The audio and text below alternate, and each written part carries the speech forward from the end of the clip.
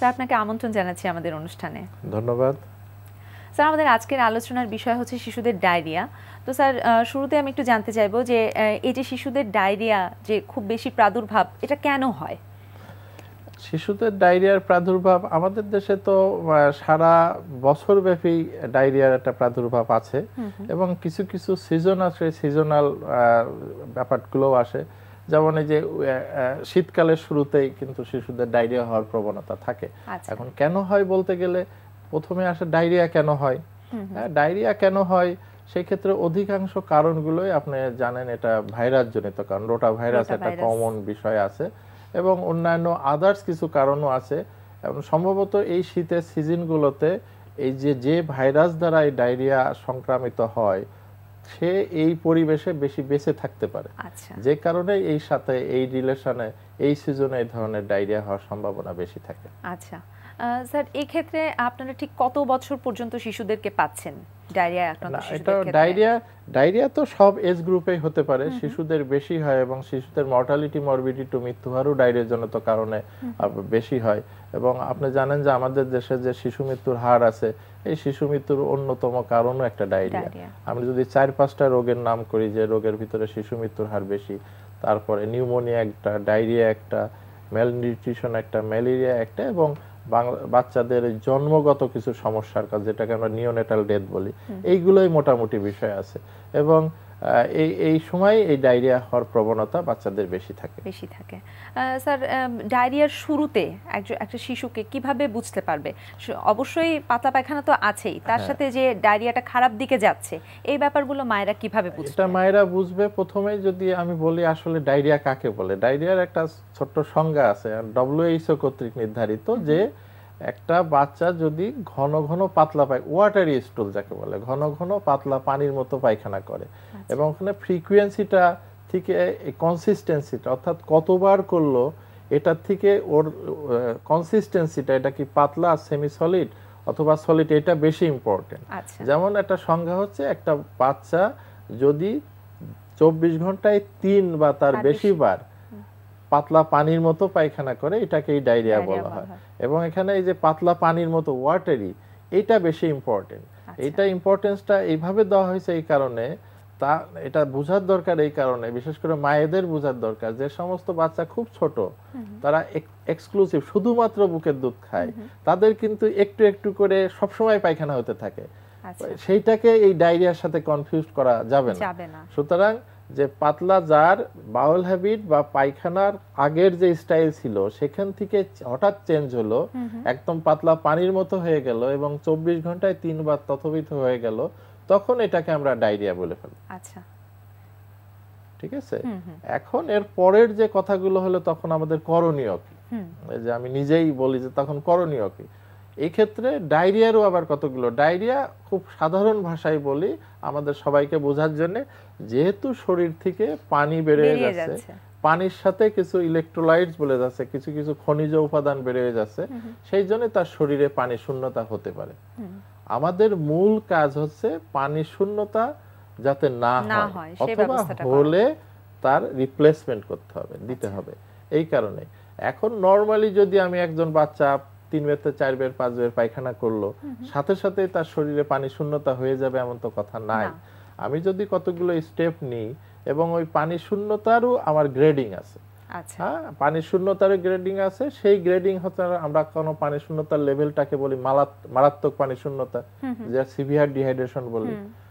তারপরে দেখি সাম ডিহাইড্রেশন বলি, অর্থাৎ কিছু পানি শূন্যতার লক্ষণ আছে, আর তারপরে দেখি নো ডিহাইড্রেশন, অর্থাৎ কোনো পানি। এই ব্যাপারগুলো কিভাবে বুঝতে পারবে একজন মা? এই ব্যাপারগুলো বুঝতে পারে, এর কিছুগুলো লক্ষণ আছে। সেই লক্ষণগুলো ধরেন আমি প্রথম মায়েদের বোঝার জন্য বলি, আমাদের চোখটাতে একটা ভাব থাকে। এখন শরীরে পানি শূন্যতার লক্ষণ হলে চোখটা বসে যাবে, যেটাকে বলে আমরা সাংকে নাই। আচ্ছা, একটা মা কিন্তু তার বাচ্চার জিহ্বাটা শুকনা না ভিজা বুঝতে পারে, যে জিহ্বাটা ভিজা ভিজা ছিল সেটা শুকনা হয়ে যাবে। ঠিক আছে। এবং এই জিনিসগুলো তো সাধারণভাবে বাচ্চার আচরণে কিছু পরিবর্তন হবে। যখনই শরীরে পানি শূন্যতার লক্ষণ শুরু হয় তখন কিন্তু বাচ্চা ইরিটেবল হয়ে যাবে, খিটমিটে হয়ে যাবে, মেজাজি হয়ে যাবে, অথবা তার তৃষ্ণা বেড়ে যেতে পারে। অল্প পানি শূন্যতা থাকলে তৃষ্ণা বেড়ে যেতে পারে, সে মুখের কাছে একটা গ্লাস নিয়ে গেলে তাড়াতাড়ি খাওয়ার প্রতি আগ্রহ দেখাবে। আচ্ছা, সেই আগ্রহটাই যখন মারাত্মক পানি শূন্যতা হবে সবার খেতেই চাবে না, সে নেতায়ে পড়বে, মনে হচ্ছে ঘুমায় রয়েছে, খোসা দিলেও উঠে না, হ্যাঁ, তারপরে অথবা সে আনকনশাস হয়ে যাবে। এই যে কতগুলো লক্ষণগুলো, তার আরো কতগুলো আছে যেগুলো আছে যে সে আগে যে পরিমাণ দিনে যতবার প্রস্রাব করতো প্রস্রাবের পরিমাণটা কমে যাবে, তার শরীরের চামড়াগুলো ঢিলা হয়ে যাবে। এগুলো তো ডাক্তাররা এসে দেখবে, মারাও বুঝতে পারে। কিন্তু এই যে কতগুলো লক্ষণ যখন তার সামনে পরিলক্ষিত হবে এবং ডায়রিয়ার পরপর সাথে সাথে এই লক্ষণগুলো আসলে দ্রুত তাকে স্বাস্থ্য কেন্দ্রে নিতে হবে বা চিকিৎসকের পরামর্শ নিতে হবে। আচ্ছা, সেই ক্ষেত্রে বাড়িতে কিছু করার আছে কিনা? অবশ্যই, কারণ বাড়িতেই ম্যাক্সিমাম কাজটা করণীয়। তার কারণ আমি যদি টোটাল দেখি, একটা 100 জন বাচ্চার ডায়রিয়া হলে নরমালি 85 থেকে 90 জনই থাকে নো ডিহাইড্রেশন, অর্থাৎ যে এই অসুখটার মারাত্মক বা তীব্রতা 5% কেসে হয়। শতকরা 5টা যার অতিরিক্ত পায়খানা হওয়ার কারণে সিভিয়ার ডিহাইড্রেশন হতে পারে, আর 5 জন সাম ডিহাইড্রেশন হতে পারে। 85 থেকে 90 জনই নো ডিহাইড্রেশন হবে, অর্থাৎ তার যে ডায়রিয়া ইটসেলফ একটা সেলফ লিমিটিং ডিজিজ, অর্থাৎ নিজে হয়ে নিজে থেকে সেরে যায়। এই যে ভালো হয়ে সেরে যায়, এখানে 2 দিনও লাগতে পারে, 5 দিনও লাগতে পারে।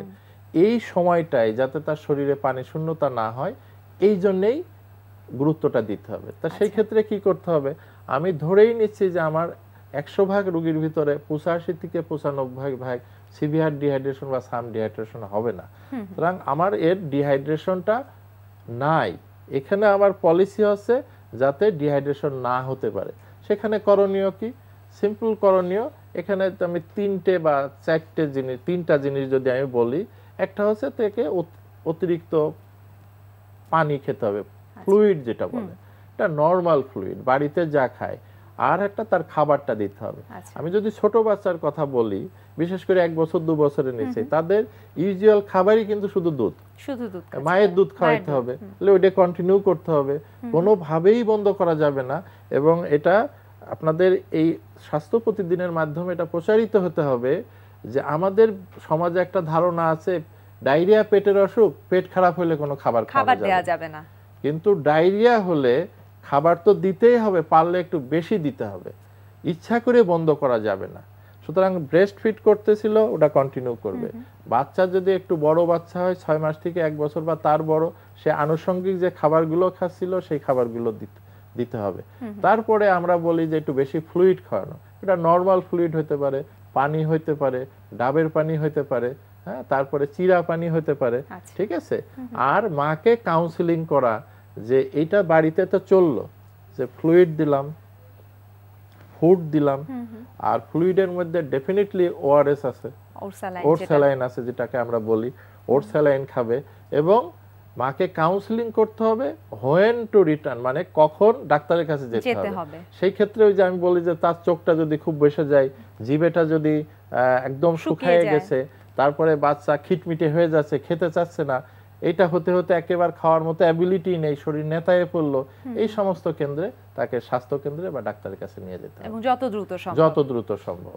কারণ এটা এমন একটা বিষয় যে বাচ্চা দেখে মনে হচ্ছে অ্যাবাউট টু ডাই, অর্থাৎ মারা যাবে, সেই বাচ্চার সিভিয়ার ডিহাইড্রেশন যদি আমি WHO প্রোটোকল অনুসারে কারেকশন করে দিই, যে বাচ্চা মৃত অবস্থায় মনে হচ্ছে প্রায় মৃত অবস্থায় আসছিল, সে কিন্তু হেঁটে বাড়ি যাবে। মানে এই ট্রিটমেন্টটা one type of magic treatment. এটা আপনাদের যাদের দেখার এক্সপিরিয়েন্স আছে তারা বুঝবেন, আপনি যেহেতু একজন চিকিৎসক অবশ্যই দেখছেন যে সিভিয়ার ডিহাইড্রেশনের বাচ্চা দেখলে মনে হয় অ্যাবাউট টু ডাই, একদম নেতায়ে পড়ছে, তাকে যদি আমি 3 ঘন্টা 6 ঘন্টার মধ্যে রিপ্লেসমেন্ট দিয়ে ওর অ্যাপ্রোপ্রিয়েট যে স্যালাইন, আমরাকে সহজভাবে বলি কলেরা স্যালাইন নাম আছে, ওটা দিয়ে দিতে পারি, তাহলে ওই বাচ্চা কিন্তু আবার হেঁটে বাড়ি যাবে। স্যার, একটু ছোট করে জানতে চাইবো রোটাভাইরাস ভ্যাকসিন সম্পর্কে। হ্যাঁ, রোটাভাইরাস ভ্যাকসিন তো অবশ্যই আছে, এর ইফেক্টিভনেসও আছে, কিন্তু ওটা যারা বেশ কস্টলি এবং ওটা সামর্থ্যবান যারা তারা দিয়ে নিতে পারে। হ্যাঁ, এটা ইন্ডিভিজুয়াল ব্যাপারে তো আছেই, কিন্তু নর্মালি আমরা যারা সরকারি চিকিৎসক হিসেবে বিভিন্ন প্রতিষ্ঠানে কাজ করি, আমরা সবসময় ওই সিডিডি বলে, centre for disease diarrhoeal disease, আমাদের স্বাস্থ্য অধিদপ্তরের একটা আলাদা অধিদপ্তরই আছে, এরা কিন্তু আমরা এখানেও এই ডায়রিয়া ম্যানেজ করে কিন্তু WHO এর প্রটোকল দিয়ে, বিশ্ব স্বাস্থ্য সংস্থা একটা ডায়রিয়া ম্যানেজমেন্টের প্রটোকল তৈরি করেছে, সেই প্রটোকলের মধ্যে এখনো রোটা ভাইরাসকে ইনসিস্ট করে না। আচ্ছা, ঠিক আছে, কিন্তু কেউ ইন্ডিভিজুয়াল পর্যায়ে যদি এটা নিয়ে নিতে পারে, সেরকম সামর্থ্য থাকলে নিয়ে নিতে পারে। স্যার আপনাকে অনেক ধন্যবাদ আমাদেরকে গুরুত্বপূর্ণ তথ্য জানানোর জন্য। আপনাকেও ধন্যবাদ, আপনারা যারা এই অনুষ্ঠান দেখছেন তাদের সবাইকে ধন্যবাদ। প্রিয় দর্শক, জেনে নিলাম শিশুদের ডায়রিয়া সম্পর্কিত বেশ কিছু গুরুত্বপূর্ণ তথ্য। আশা করি তথ্যগুলো আপনাদের উপকারে আসবে।